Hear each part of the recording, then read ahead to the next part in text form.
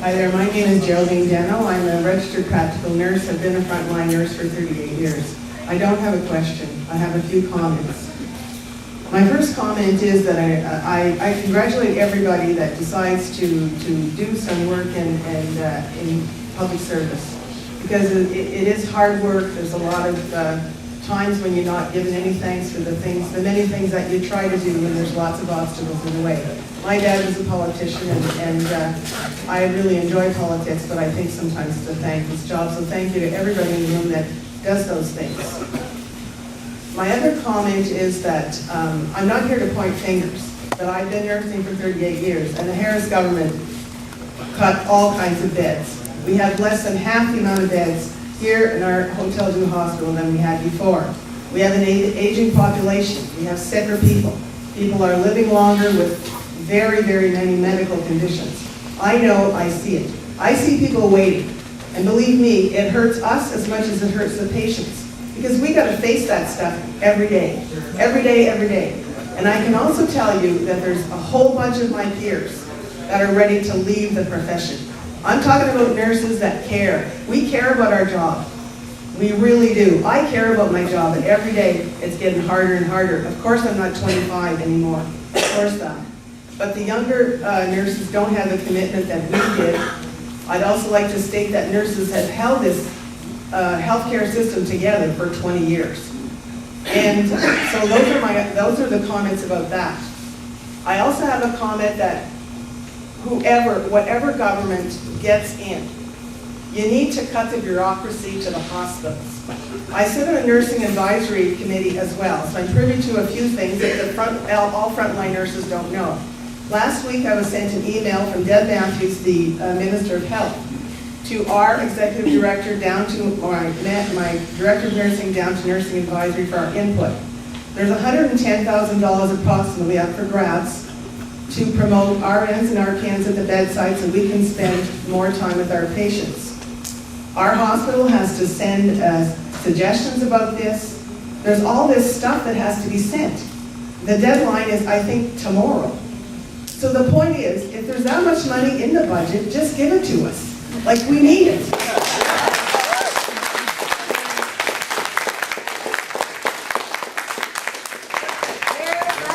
We'll just keep questions from now on, right?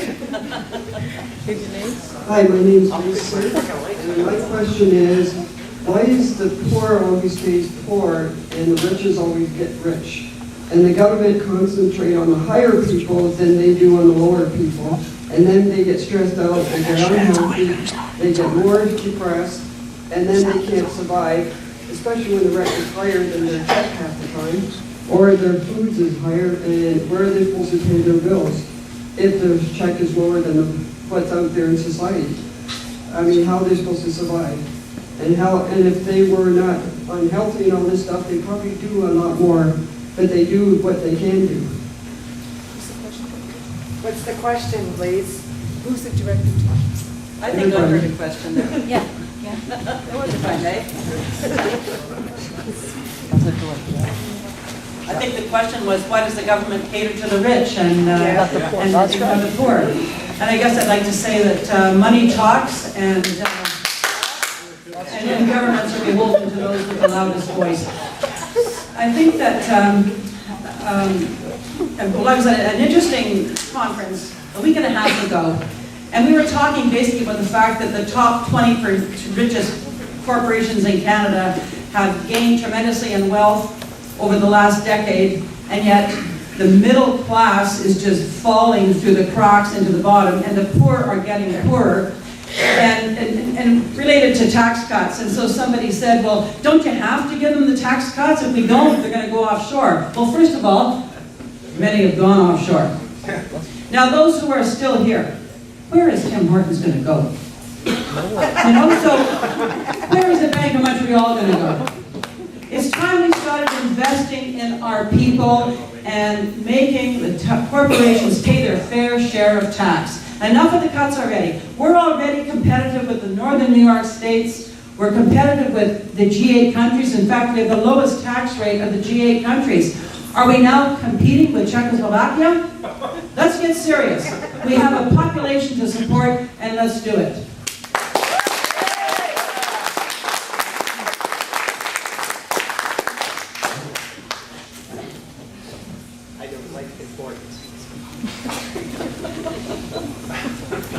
Can't afford it. As I say, it's not an easy answer. I mean, 95% of our population works for small business. We're not talking big corporations. We're talking about businesses with under 50 employees. Middle class, no question, have been burdened over the last number of years. And our policy is very clear. We lose the load on working families that want to play by the rules and work hard. We're reducing the taxes, the income taxes. Income splitting becomes a reality with us. Getting rid of the HST and home heating and hybrid.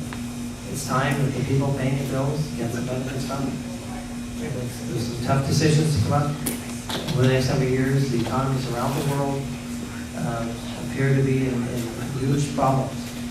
And if we think that Canada is an island and our neighbors to the States have a problem and we won't be affected, then I think we better look around. And we have to get ready for that because there's a good chance there could be some serious problems in the future.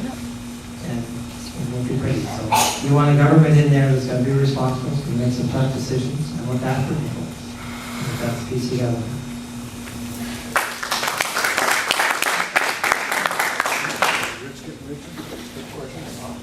Why is the rich getting richer?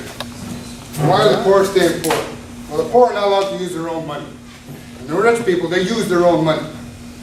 Again, it boils down to money. What was the question? Money. Do you use your own money when you do deals with other people? Do you trade favors? Do you trade boxes of beer? Those goods are not taxable because they can't trace it. But the government imposes its money on us so that they can trace it and take their piece off of our actions. They make us a deal we can't refuse.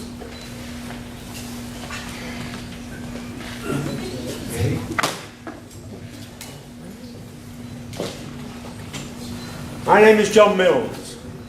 I'm 79 years of age. I've suffered a major stroke. I have a pacemaker. I've had 2 new knees.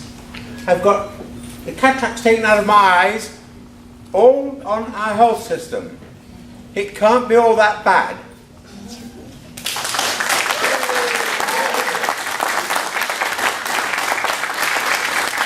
However, I recognise there well may be more health problems for me in the future because I am ageing. And this is what our society should be taking care of, an ageing population. I know our Liberal government has said it's going to do certain things to help the aged people. And I know one of the political parties is saying we don't need to tax more, but you only get what you pay for. When you pay for your taxes, you get a return for it.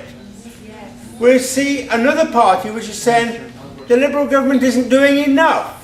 John, can we have a question, please? My question would be to Mr. MacDonald.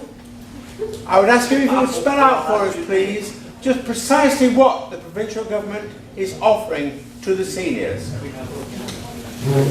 First question. He's lucky to get 2 plastic knees. I can't even get 1. Thank you very much for the question, John. The Liberal Party just announced in their platform their aging at home strategy, and I tried to explain a little bit of it earlier.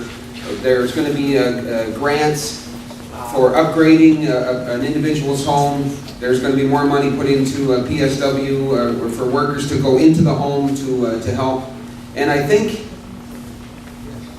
and it's only my humble opinion, that it's at the very center of us as a society. I mean, we heard from another lady earlier about the issues she's facing, you know, because of an accident as she gets older. But it says you can ask yourself all the questions to all the political parties you want, but you have to deal in realities. And the reality is that it's value for our tax dollar. I mean, we have to pay taxes, but it's value for the tax dollar.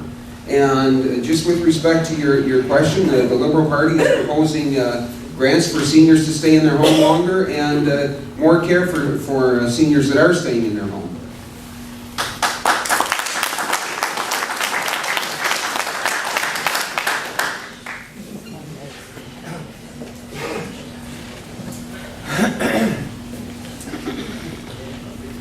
Thank you for that question. Really, keeping people, seniors, anybody in their homes, requires making it affordable. And under Tim Jack government, we're looking at removing some of the taxes that make it unaffordable. I have a friend of mine that's a social worker, and she says she's seeing people coming in making decisions whether to pay the heat or to buy food. And that's just the way it is. So you have to do things. But the answer is being efficient with the tax money. And I guess I look around at my competitor here, and $1 billion wasted in healthcare on e-health records, just gone. Is that efficiency? We brought in the HST, we gave severances out to all the tax collectors on the provincial side and guaranteed them jobs on the federal side. Is that efficiency?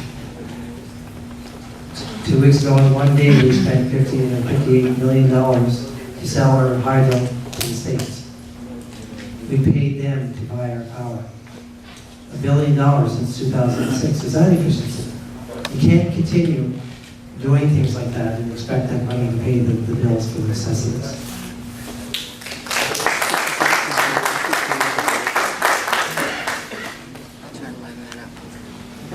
I've already mentioned that our party is committed to 1 million more hours of home care, which we feel is going to ease the most critical point of the current healthcare system. But I'd just like to build on what Mr. Mills said. Really, taxes are the key. You get your money's worth in Ontario with the healthcare system. It's a fair investment and it's a very good return. Taxes are the price of a civilized society, and it's especially in our healthcare system that you see it happening. And Mr. Mills, I hope that the taxes are there to give you the care you need. I lost you, but I know you say you're going to need a lot more care maybe in the future. I think we all will. And let's hope that the system is there working and fully funded in order to give us the support we need.